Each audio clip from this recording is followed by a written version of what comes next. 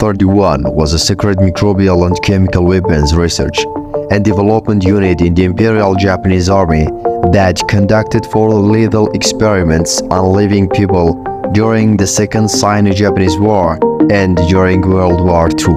This military unit was responsible for some of Japan's most horrific war crimes.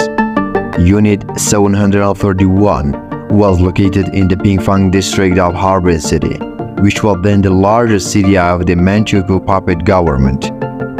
At Pingfang camp alone, up to 250,000 men, women, and children died during these medical experiments, of which about 600 per year were administered by the Imperial Japanese Army's military police. Prisoners, including an American POW, were dissected alive without anesthesia. First, they infected them with various microbes and then they cut open their bodies and removed their internal organs to examine the effects of diseases on them. These prisoners included men, women, children, infants, and pregnant women who were forced into pregnancy by Japanese surgeons. The prisoners' hands and feet were amputated to examine the effects of blood loss. The severed limbs were sometimes transplanted to the opposite side of the body. Some prisoners' organs were frozen and then amputated. Sometimes the body was frozen and then heated and thawed to investigate the effects of untreated gangrene.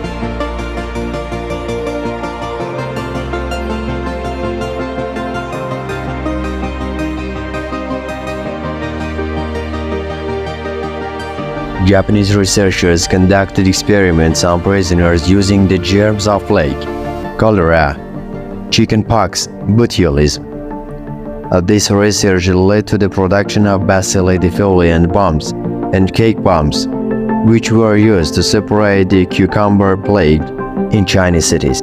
The shells of some of these bombs were made of ceramic in 1938, according to the suggestion of Shiroishi.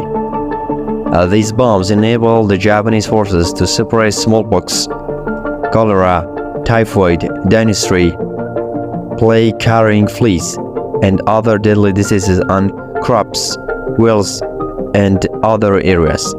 During these experiments, the researchers wore special protective clothing and examined the victims and they died. Contaminated food and supplies were dropped by plane in the non-occupied areas of China, and poisoned food and snacks were distributed among ordinary people, and the result was checked. In 2002, the flea-infested city of Changde, China, hosted an international war crimes forum with microbial weapons, in which an estimated 580,000 residents were killed in these attacks. In addition to Chinese citizens, 1,700 Japanese were killed in the Zhejiang province of China while using and testing their microbial weapons. And this issue showed the serious and important problems that exist in the way of using weapons and separating microbes. In the final months of the Second World War, a plan was drawn for a microbe attack on the city of San Diego in the US state of California using kamikaze planes, and this operation was supposed to be carried out in September 22, 1945, but Japan surrendered 5 weeks before its implementations. Japanese members of Unit 731 testified that most of the victims tested were Chinese, with a small percentage of Soviet, Mongolian, and Korean nationals, as well as a small number of Allied prisoners of war. About 70% of those killed in Pingfang camp were Chinese, and nearly 30% were Soviet.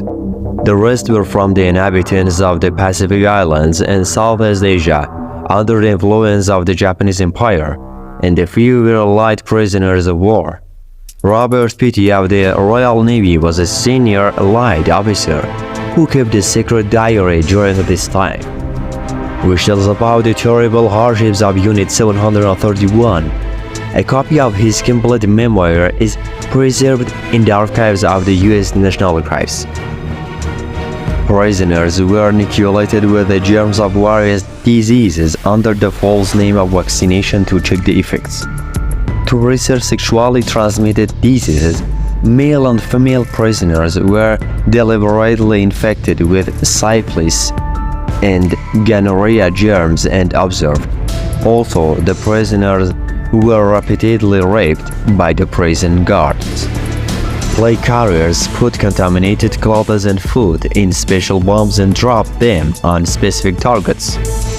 Plague carriers were separated by low-flying airplanes over the Chinese cities of Ningbo in 1940, Jiangdi in Yunnan province in 1941, and thousands of people died in an epidemic of bubonic plague.